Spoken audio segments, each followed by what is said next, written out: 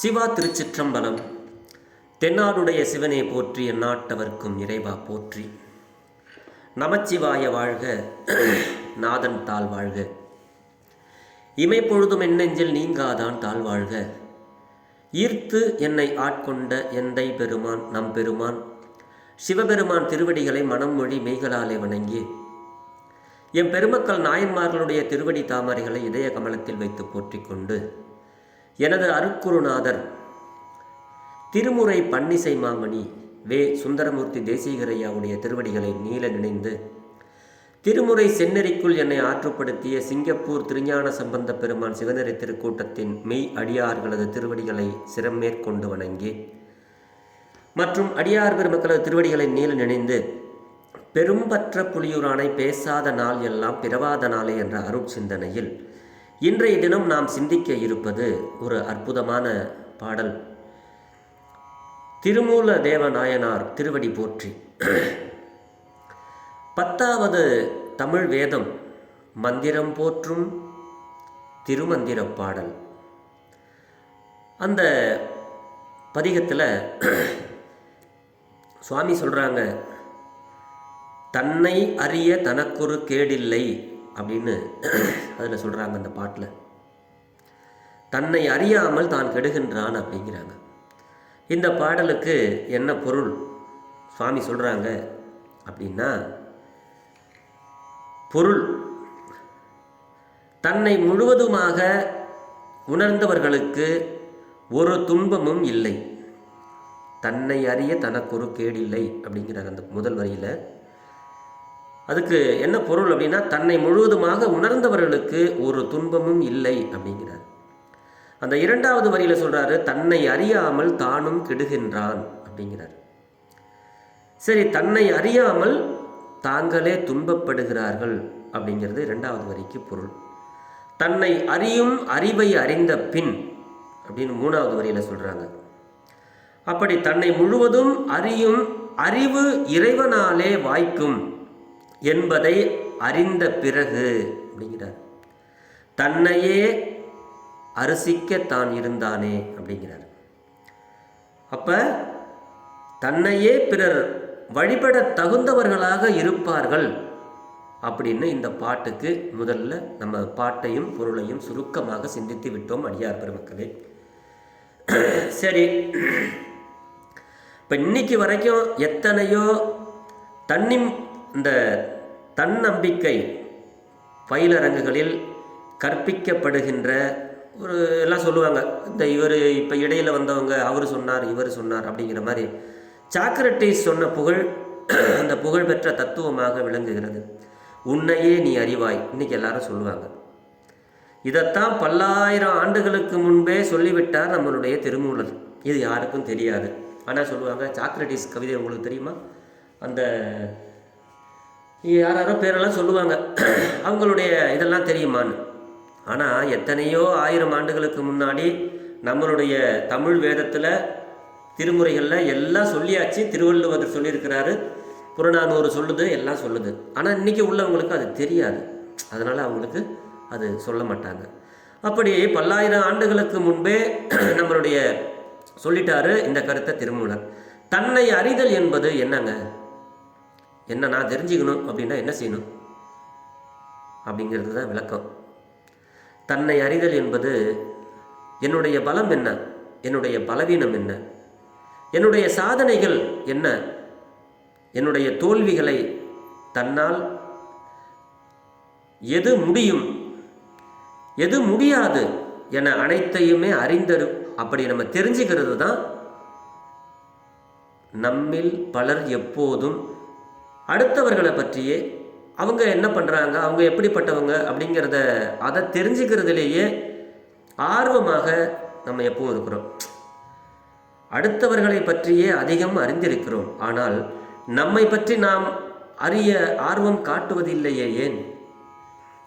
நிறைய பேர் இருக்காங்க, இன்னும் அவங்க போடுற அந்த சட்டையினுடைய அளவு என்ன, பேண்டினுடைய அளவு என்னன்னு கூட அவங்களுக்கு தெரியாது. நம்ம கூட இருக்கிறவங்க மனிதர்கள் நம்மிடையே அதிகம் இருக்கிறாங்க. அந்த மாதிரி சொல்கிறவங்களும் இருக்க தான் செய்கிறாங்க. ஏன்னா அவங்க அதையே தெரிஞ்சுக்கிறது இல்லை. அன்றாட தேவைகள் அந்த அன்றாட தேவைக்கு உள்ள அந்த தினந்தோறும் சட்டை போடுறோம், அந்த சட்ட அளவு கூட தெரியாமல் இருக்கிறாங்க. அப்படி அன்றாட தேவைக்கான விஷயங்களை கூட தெரியாதவங்கள்லாம் அநேகம் பேர் இருக்கிறாங்க. ஒருவர் ஒரு காரியத்தை வெற்றிகரமாக நடத்தி முடிக்கும் திறமை இருந்தும் கூட அதை செய்யாவிடில், இல்லை உனக்கெல்லாம் என்னல கேடு, ஏன் அதை நீ செஞ்சால் என்ன, உன்னால் செய்ய முடியும்ல அப்படின்னு நம்மளாம் கேட்குறோம் இல்லையா? அதைத்தான் திருமூலர் இந்த பாடலில் நமக்கு சொல்கிறாரு. இல்லை உங்களால் செய்ய முடியும், உனக்கு என்ன கேடு, அதை செஞ்சால் என்ன அப்படின்னு நம்மளாம் குழந்தைகளை திட்டுவோம். அதைத்தாங்க இந்த கேள்வியை நம்மளை கேட்குறாரு திருமூல தேவ சுவாமிகள். இந்த பாடலில் நம்மால் எது முடியும் எது முடியாதுங்கிறத நம்ம தெரிஞ்சுக்கணும். அழகாக நமக்கு கோபமாக சொல்லலை, இப்படி தோளில் கையை போட்டு ஒரு ஆதூரமாக சொல்வதை போல சொல்கிறார் நமக்கு. அதுதான் அந்த பாடலுங்க. உன்னை பற்றி நீ தெரிஞ்சுக்கப்பா அப்படிங்கிறது தாங்க அந்த பாடல்.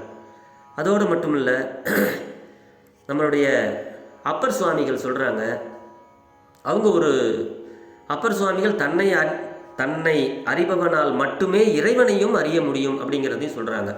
இதெல்லாம் தெரிஞ்சுக்கிட்டா தான் இறைவனை நம்ம அறிய முடியும் அப்படிங்கிறாங்க. அதுக்கு அவர் ஒரு பாடல் சொல்கிறாரு. தன்னில் தன்னை அறியும் தலைமகன் தன்னில் தன்னை அறியில் தலைப்படும், தன்னில் தன்னை அறிவிலனாயிடில் தன்னில் தன்னையும் சார்தற்கு அறியானே அப்படிங்கிறாரு. இப்போ தன்னை அந்த இதைத்தான் நமக்கு நம்ம ராமலிங்க சுவாமிகள் வள்ளலார் சுவாமிகள் சொல்கிறாரு.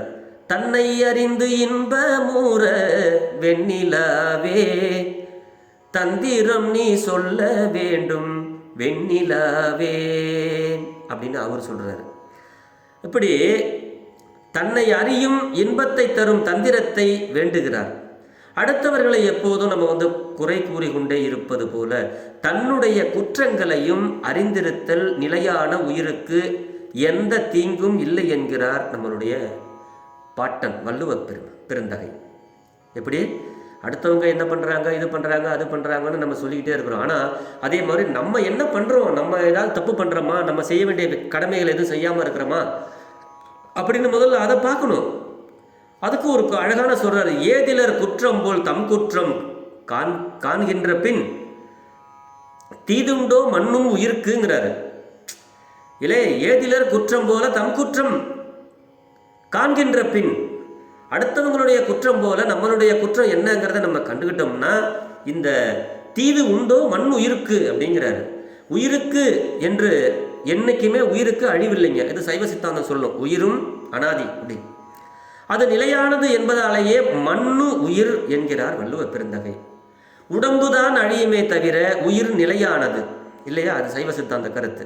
அந்த உயிருக்கு நாம் என்ன செய்ய வேண்டிய உபாயம் என்ன என்பதை திருமூலர் சொல்கிறார் இந்த பாட்டில். தனக்கு தானே தனக்கு பகைவனும் நட்டானும் தானே தனக்கு மறுமையும் இம்மையும் தானேதான் செய்த வினைப்பயன் துய்ப்பானும் தானே தனக்கு தலைவனும் ஆமே. இது பாடல், திருமந்திர பாடல். ஐயா, ஒருவனுக்கு பகைவனும் நண்பனும் அவனே. அவன் செய்த இந்த பிறப்பில் என்ன அவன்தான். எனக்கு நானே நண்பன், எனக்கு நானே எதிரி அப்படின்னு நம்மளாம் சொல்லி கேள்விப்பட்டிருப்போம். அப்போ ஒருவனுக்கு பகைவனும் நண்பனும் அவனே தான். இந்த பிறவியில் இனி வரும் பிறப்பிலும் அவன் அடைய உள்ள இன்ப துன்பங்களுக்கு அவன் மட்டுமே தான் காரணம் இல்லையா? அவன் செய்த வினை பயன்களை அவன்தான் அனுபவித்து தீர்க்க வேண்டுமே தவிர வேறு யாரையும் துணைக்கு அழைக்க முடியாது. யாருக்கும் தனது துன்பத்தை பங்கிட்டு தரவும் முடியாது. இந்த உண்மையை உணர்ந்து வாழ்ந்தால் அவனுக்கு தலைவன் அவனேதான். அவனே, வேறு யாரும் தலைமை கொள்ள இயலாது என்பது பாடலினுடைய பொருள். இப்படி நிறைய பாடல்களை நாம் சிந்தித்து கொண்டே போகலாம் இல்லையா? தன்னை முதலில் அறிய வேண்டும். இப்போ நம்மளுடைய நாயன்மார்கள் எல்லாம் நம்ம வணங்குறோம். ஏன்? அவர்கள் உணர்ந்து அவர்கள் தன்னை உணர்ந்து தன் தலைவனை உணர்ந்து அவர்கள் அருளிய அந்த 12 திருமுறை ஆசிரியர்களை நம்ம இன்னைக்கு வணங்குறோம். அப்போ தன்னை அர்ச்சிக்க தான் இருந்தானே. மற்றவர்கள் நம்மளை வணங்குகின்ற அளவுக்கு நம்மை நாம் உயர்த்தி கொள்ள வேண்டும். இதில் நாலடியாரில் உள்ள ஒரு பாடலை இங்கே வந்து ஒரு மேற்கோளுக்காக, நன்னிலைக்கண் தன்னை நிற்பானும் தன்னை நிலை கலக்கிடுவானும் நிலையினும் மேன்மைகள் நிற்பானும் தன்னை தலையாக செய்வானும் தான் என இந்த பாட்டு சொல்லுது. ஒருவன் வந்து தன்னை ஒரு நிலைக்கு உயர்த்தி கொள்வது, உயர்ந்த நிலையிலிருந்து தன்னை கீழே தாழ்த்தி கொள்வதற்கும், இப்போது இருப்பதை விட உயர்ந்த இடத்தை அடைவதற்கும் தன்னை தலைமையேற்று நடத்துபவனாக செய்து கொள்வது அவனேதான் என்கிறது. ஏன்னா நம்ம செய்கிற நல்லதும் கெட்டதும் தான் நம்மளை வந்து ஒரு நல்லவனாக காட்டுறதும் கெட்டவனாக காட்டுறதும் இருக்கு இல்லையா? அதைத்தான் சொல்கிறாரு. எனக்குன்னு யாருமே இல்லை அப்படின்னு வருந்தாதீர்கள், உங்களுக்கு நீங்கள் மட்டுமே துணை என உணருங்கள். எனக்கு என்னுடைய மன தைரியம் இருக்குது, எனக்கு இறைவன் இருக்கிறார் அப்படின்னு உணரணும். நிலையான உயிர் அடுத்தடுத்த பிறவிகளில் அனுபவிக்க போகும் அனைத்தும் உங்கள் செயல்களை பொறுத்தே அமையும்.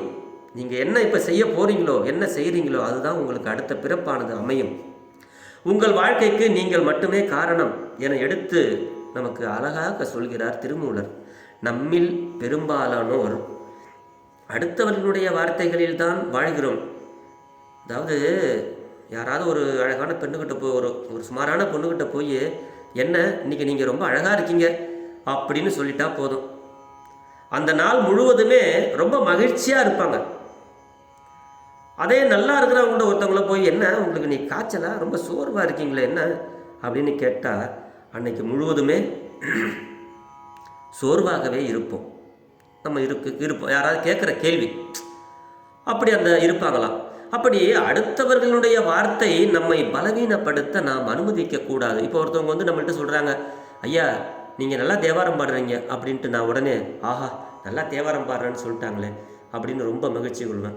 நான் நல்லா பாடினா கூட, ஐயா நீங்கள் என்ன சரியாக பாடவே இல்லையே, என்ன இப்படி பாடுறீங்க அப்படின்னு சொல்லிட்டு அது ரொம்ப வருத்தப்படுற மாதிரி, அந்த மாதிரி ஒரு நிலைக்கு நீங்கள் வராதிங்க. உங்களை நீங்கள் அடுத்தவர்களுடைய வார்த்தைக்கு நீங்கள் உங்களை தாழ்த்தி கொள்ளாதீர்கள், உங்களை உயர்த்தி கொள்ளாதீர்கள். உங்களுக்கென ஒரு ஒரு மனநிலையை நீங்கள் உருவாக்கி கொள்ளுங்கள் இல்லையா? அதுதான் இந்த நமக்கு வந்து சொல்கிறார். அடுத்தவர்களுடைய வார்த்தையை நம்ம என்றைக்குமே எடுத்துக்கக்கூடாது. நமக்கு அப்படின்னு ஒரு ஒரு வார்த்தைக்குள் நாம் உட்பட வேண்டும்.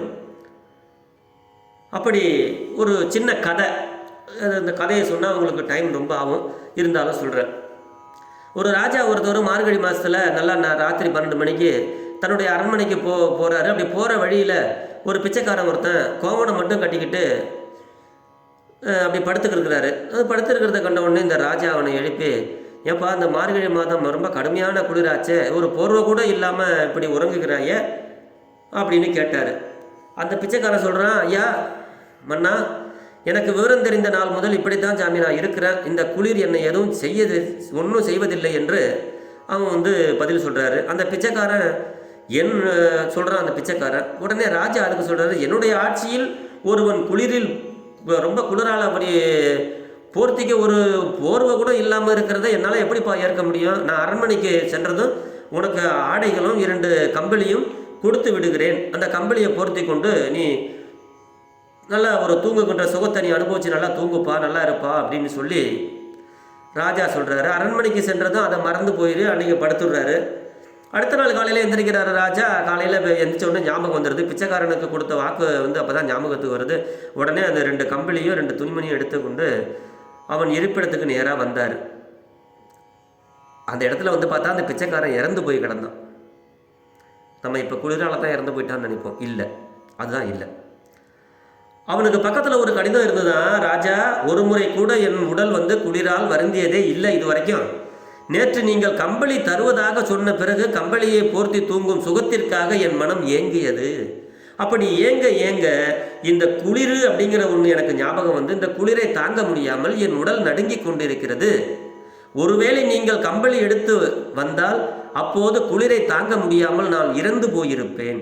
இந்த குளிரை என்னால் தாங்க முடியும் அப்படின்னு இன்னொருவர் தரும் கம்பளி தேவையில்லை என தான் வலிமையை உணராததால அந்த பிச்சைக்காரன் இறந்து போனான் இல்லையா? அவன் மனசு ஏங்குச்சு, இந்த குளிரை நம்மளால தாங்க முடியுமா அப்படின்னு நினைச்சான், அந்த பிச்சைக்காரன் இறந்து போயிட்டான். அப்போ நம்ம என்ன பண்ணணும்? நம்மளுடைய மனசை வந்து நம்ம தைரியப்படுத்திக்கணும். தன்னைத்தானே அறிதல் வேண்டும். என்னால் முடியும் இது அப்படிங்கிறதும், எது முடியும் எது முடியாதுங்கிறத நாமே முதல்ல முடிவு பண்ணிக்கணும். அப்படி நாம் எல்லாமே அந்த பிச்சைக்காரன் போலத்தான் இன்றைக்கி நம்ம இருக்கிறோம். நம்மளை ஒருத்தவங்க ஏதாவது சொல்லிட்டாங்கன்னா ரொம்ப வருத்தப்படுறோம், நம்மளை ஒருத்தவங்க ஏதாவது சொல்லிட்டா ரொம்ப ஆனந்தப்படுறோம். அதான் இருநிலை ஒப்பு வரணும்னு சொல்லுவாங்க சைவ சித்தாந்தத்தில், இல்லையா? நம்மால் எத்தகைய துன்பத்தையும் தாங்கிக் கொள்ள முடியும். ஆனால் உனக்கு நான் இருக்கிறேன் அப்படின்னு யார் ஒருத்தவங்க நமக்கு உதவி செய்கிறேன், நான் உன்னை பார்த்துக்கொள்கிறேன், நான் உன்னை பார்த்துக்கிறேன் அப்படின்னு அடுத்தவர்களுடைய வார்த்தையை நம்பி பலவீனமானவர்களாகிறோம். நாம் அடுத்தவர்களின் வார்த்தையை நம்பி பலவீனம், நம்மளுடைய நம்பிக்கையை நாம் இழக்கிறோம். உங்களுக்கு நீங்கள் மட்டும்தான் துணை. நீங்கள் செய்யும் செயல்களை வைத்தே உங்களுடைய இன்பமும் துன்பமும் அமைகிறது. நீங்கள் செய்யும் நன்மைகளை வைத்துதான் உங்களுடைய இன்பமும் துன்பமும் அமைகிறது. நன்மையும் தீமையும் பிறர் தர வாரா அப்படின்னாரு கலியன் பூங்குன்றனார், இல்லையா? அதுதான் சொல்லுவாங்க, நன்மையும் தீமையும் பிறர் தர வாராது. அப்போ நம்ம செய்கிற செயலை வச்சு தான் நமக்கு இன்பம் வருமா துன்பம் வருமா அப்படிங்கிறது நமக்கு அமையுது. அடுத்தவர்களை பற்றி நாம் ஆராய்வதை விட்டுவிட்டு முதலில் நாம் நம்மை அறிய முற்படுவோம். அடியார் பெருமக்களை, உங்களை முழுவதும் நீங்கள் அறியும் போது மற்றவர்கள் உங்களை வழிபடுவார்கள் என்ற திருமூலரினுடைய அந்த வார்த்தைப்படி, அந்த பாடல் படி வாழ்ந்து மற்றவர்கள் வழிபட தகுந்தவர்களாக நம்மை நாம் உருவாக்கிக் கொள்வோம், நாம் ஆக்கிக் கொள்வோம் என்று சொல்லி இந்த பாடலை நாம் ஒரு முறை உங்களோடு பாடி பகிர்கிறேன். இந்த பாடல் அற்புதமான 2 பாடல்கள், இல்லையா? தெரிஞ்ச அளவில் உங்களோட பாடுறேன். பாடி அதற்கு உண்டான பொருளையும் உங்களோடு பகிர்கிறேன். திருச்சிற்றம்பலம். தன்னை அறிய தனக்கொரு கேடில்லை, தன்னை அறியாமல் தானும் கெடுகின்றான். தன்னை அறியும் அறிவை அறிந்த பின் தன்னையே அருச்சிக்க தானிருந்தானே, தன்னையே அர்ச்சிக்க தானிருந்தானே. திருச்சிற்றம்பலம். இது ஒரு பாடல். இன்னொரு பாடலும் நமக்கு அழகான ஒரு பாடல் நமக்கு சுவாமி கொடுத்துருக்கிறாரு. அந்த பாட்டும் இதே மாதிரி தான் வரும். தனக்கு திருச்சிற்றம்பலம். தனக்கு தானே பகைவனும் நட்டானும் தானே, தனக்கு மறுமையும் இம்மையும் தானே தான் செய்த வினை பயன் துய்ப்பானோ, தானே தனக்கு தலைவனுமாமே, தானே தனக்கு தலைவனுமாமே, தலைவனுமாமே. திருச்சிற்றம்பலம். சுருக்கமான பொருள், பொழிப்புரை என்ன அப்படின்னா, ஒருவன் பொருள் இயல்புகளை உள்ளவாறு அறிய புகும் பொழுது தன்னுடைய இயல்பை முதற்கண் உள்ளவாறு அறிவானாயின். முதல் வரி. அதன் பின்பு அவனது அறிவு பொய்யறிவாகி கெடாது, தானும் எந்த கேட்டினையும் எய்தான். ஆகவே மனிதன் முதலில் தன்னுடைய இயல்பை அறிய முயலாமல் பிற பொருள்களின் இயல்பை அறிய முற்படுவதால் அறிவு கெட்டு அலைகிறான். ஆனால் அதனால் ஒருவன் முதலில் தனது இயல்பை உள்ளவாறு அறியும் அறிவை பெற்று விடுவானாயின் அவன் தன்னையே பிறர் வழிபடும் அளவிற்கு உயர்ந்து நிற்பான் அப்படின்னு இந்த பாட்டில் நமக்கு பொருள் சொல்கிறார் திருமூல தேவநாயனார். அடியார் பெருமக்களே, பிறர் குறை காணாது முதலில் நாம் என்ன குறை செய்கிறோம், நம்மிடத்திலே என்ன குறை இருக்கிறது அப்படிங்கிறத நம்ம முதல்ல தெரிஞ்சுக்கணும். தன்னைத்தான் முதலில் உணர வேண்டும். உணர்ந்து இந்த திருமுறைகள் காட்டிய நல் வழிகளாகிய இந்த நல்ல வழியிலே நாம் சென்றோமேயானால் அது நம்மை பிறர் வணங்கக்கூடிய ஒரு நல்ல உயர்ந்த நிலைக்கு நம்மை கொண்டு செல்லும் என்பதுதான் இந்த பாடல். அடியார் பெருமக்களே, இந்த பாடல்களுக்கெல்லாம் பொருள் உணர்ந்து நம்மை நாமே உணர்ந்து உயர்ந்த நிலைக்கு சென்று நம்மை பிறரால் வழிபடுவதற்கு வழிபாடு செய்வதற்காக உயர்ந்த நிலையை நாம் அடைய வேண்டுமானால் இந்த 12 தமிழ் வேதங்களாகிய திருமுறை பாடல்களே என்று சொல்லி இதனை நாம் உணர்வுபூர்வமாக பெருமான் மீது பற்று வைத்து நம்மளுடைய ஞான தவம் அப்படிங்கிறது இந்த 12 திருமுறைக்குள் இருக்கிறது.